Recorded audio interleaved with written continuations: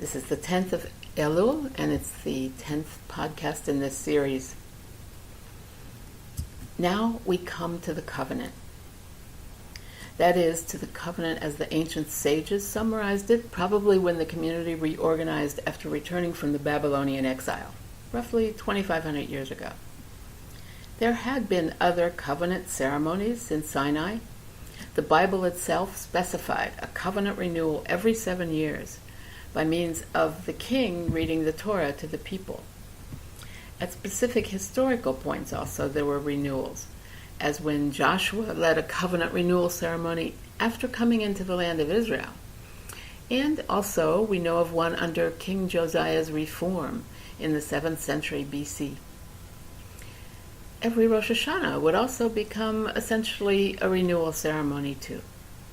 But here we have one that is established for every day. It's simple. We don't have to read the whole Bible. It begins with the affirmation of our faith in Shema Yisrael Adonai Eloheinu Adonai Echad, and then just 3 paragraphs from the Bible. You can read them for yourself in detail, but here I want to understand them in relation to the blessings that surround them. In other words, this whole ceremony. The first paragraph begins, "You shall love the Lord your God with all your heart." Notice that reflects immediately the theme of the blessing that just preceded it. Our love is to reflect God's great and eternal love toward us, as His love is expressed in the core teachings, the laws of life, as we spoke about yesterday. So our love is to take those in as we would precious teachings from a parent, to give these devarim, these words, these matters, a primary place in our heart, allowing them to nourish our soul.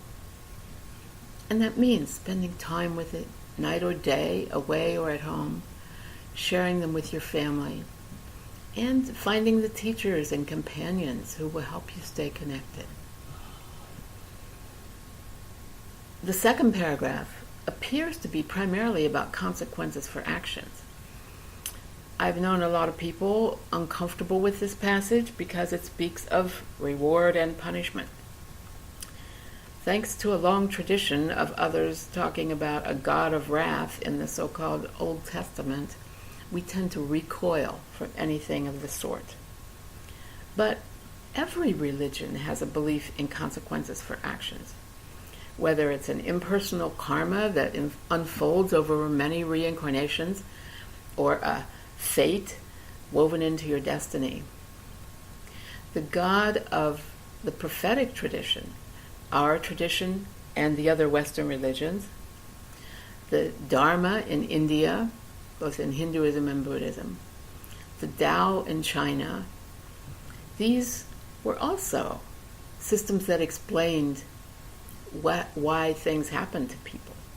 But they weren't arbitrary, as the pagan gods were accused of being.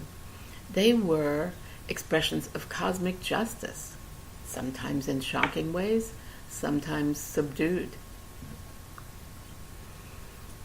So there are many biblical passages that could have been invoked to describe this in Judaism. What's interesting about our second paragraph of the Shema is that it says natural phenomena such as wind and rain and the growth of crops are a response to the moral behavior of people. Now, this may be a little less puzzling in these days of climate change, and we know now that humans have been interfering with nature before recorded history. But that's a little bit different. This expression of that relationship between morality and nature is a reflection back to the first blessing before the Shema, the cosmic blessing that praised the amazing order of nature created by God. So this paragraph is saying, just as the natural order has divine intelligence behind it, so your relation to that order is significant. You have a responsibility to consider your behavior not only because of how it might affect your relations with other people, but because of the earth itself. Here it's phrased in terms of our sustenance in the land of Israel. But the main point is our alignment with God affects our alignment with creation. It was a Jewish scientist, the famous physicist David Bohm, who urged us to correct our view of nature by developing a perspective of wholeness rather than the fragmented ways of thinking that characterize our current reality. Echad, one God, one source, one interrelated reality. The third paragraph is about remembering. The specifics are wearing fringes on one's garment to remember the laws that guide our existence. The fringes were originally added to a standard outer garment, which in ancient times was a four-cornered wrap. Now it's a ceremonial garment, the talit, so it doesn't quite serve the same purpose of being a public sign. The kippah is more like that today.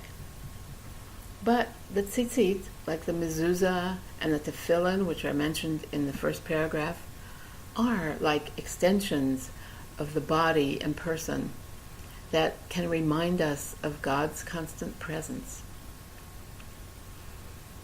We need these because we are human beings and we forget.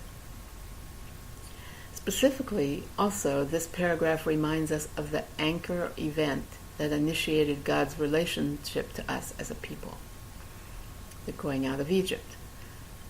It says, I am the Lord your God, who brought you out of the land of Egypt to be God to you.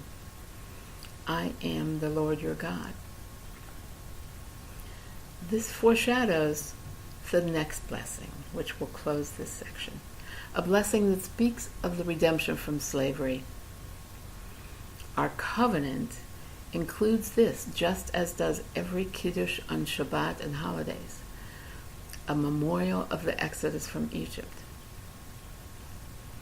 The historic event where God acted on behalf of an enslaved people forgotten to history, this subversive act in the face of the greatest earthly powers that would oppress, rob, and murder people for their own aggrandizement, this too is something we must impress in our hearts.